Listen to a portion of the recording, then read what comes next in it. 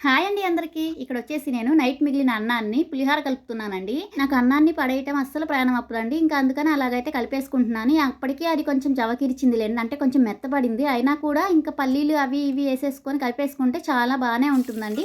ఇంకా అలాగైతే కలిపేసుకుంటున్నాను. లేదంటే అప్పుడప్పుడు మజ్జిగ పోసేసుకొని అట్లాగైనా తినేస్తా ఉంటానండి. నేనైతే అసలు అన్నాన్ని వేస్టే చేయను. ఎందుకంటే నేను ఒకప్పుడు అన్నం విలువ తెలుసుకున్న దాన్నండి. అంటే ఒకప్పుడు అది కూడా లేకుండా బాధపడిన రోజులున్నాయండి. ఇప్పుడు ఉంది కదా అని చెప్పేసి వేస్ట్ చేసుకోవటం మన వల్ల కాదండి. ఇంకా అలా అయితే చేసేసుకొని తినేసేసాను. నా స్టోరీ గురించి చెప్పాలని చాలా ఉందిలేండి. పెళ్ళికి ముందు ఒక జీవితం, పెళ్లి తర్వాత ఒక జీవితం అన్నట్టు ఉంది మాకైతే. ఏవి కూడా అన్నిట్లో కూడా కష్టాలు, బాధలు, సుఖాలనేసి ఉంటాయండి. ఏవి కూడా శాశ్వతం కాదండి. అన్నీ వస్తా పోతా ఉంటాయి. ఇంక నెక్స్ట్ వచ్చేసేసి పులిహోర మట్టికి సూపర్‌గా వచ్చిందండి. పులిహోరలో పల్లీలతో తీసుకుంటే చాలా బావుంటుందండి. నెక్స్ట్ ఇక్కడ వచ్చేసేసి నిన్న నేను ఒక వీడియో అప్‌లోడ్ చేశానండి. మనకి చెవులు సాగిపోయి కిందకి ఏలాడుతా ఉంటాయి కదా! అలాంటివి ఇలా పర్ఫెక్ట్‌గా పెట్టుకోవాలంటే చిన్న చిన్న టిప్స్‌తో నేను వీడియో చేశాను. అది నేమ్ కింద లింక్ ఇస్తా చెక్ చేయండి ప్లీజ్.